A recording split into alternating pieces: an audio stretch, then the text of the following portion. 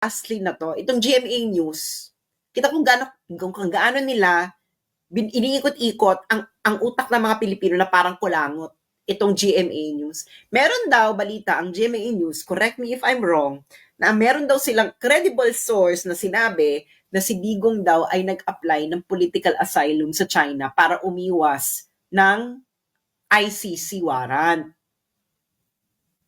Ilang beses daw nag-apply, ilang beses daw na-deny. Hindi naman nila mapakita yung credible source. Ang masasabi ko lang ganito, hindi nyo po kailangang mag-apply ng political asylum para hindi ma-serve ang warrant sa inyo ng ICC. Isang bansa lang po ngayon ang current member ng ICC sa ASEAN. Ito ay Cambodia. Yung East Timor, member siya ng ICC pero hindi pa sila member ng ASEAN.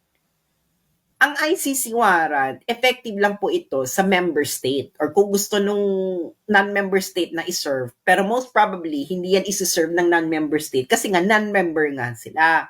Kaya walang effect. Hindi kailangan apply ng political asylum. Ang Malaysia, hindi po ito na member ng ICC at hindi niya isi-serve yung ICC warrant kasi nga hindi siya member. Ang kailangan lang gawin ni Digong ay mag-rent ng speedboat mula sa Davao City papuntang Sabah, hindi nyo na siya mahuhuli. Ganun lang kasimple yun. Naintindihan nyo na hindi mo kailangan mag-apply ng political asylum.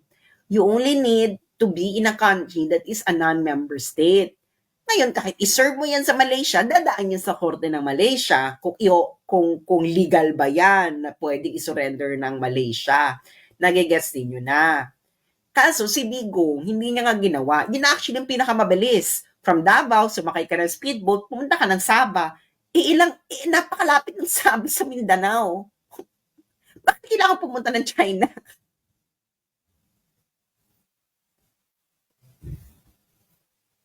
Ang ginawa ng Digong, di ba dumiretso nga siya ng NAIA? Kung umiiwas yung matanda, di dapat pala dumiretso na lang siya ng Davao.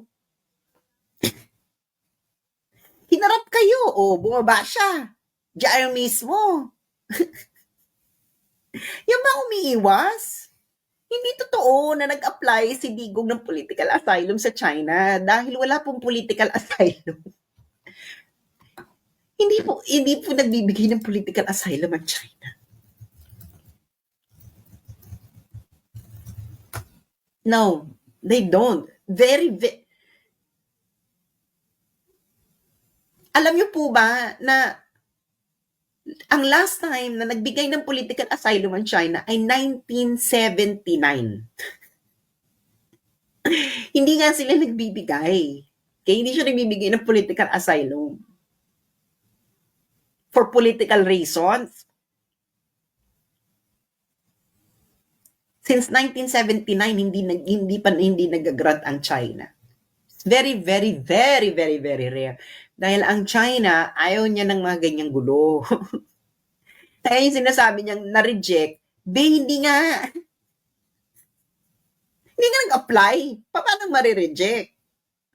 And since 1979, hindi nagbibigay ng political asylum ng China. At kung gustong umiwas ni Digong sa ICC warrant, ang kailangan lang gawin ni Digong ay ride a boat to Sabah, Malaysia. Because Malaysia is not a member of ICC. And therefore, the arrest warrant cannot be served there. Unless, of course, isuko ng Malaysia, no? Pero dadaan pa yan sa korte ng Malaysia. Because that is the proper process. Ngayon, kayong mga media,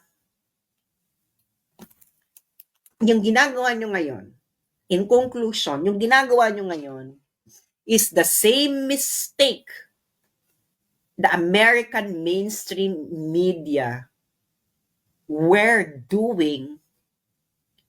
That's why Donald Trump got reelected. It's the same thing. So yun lang po.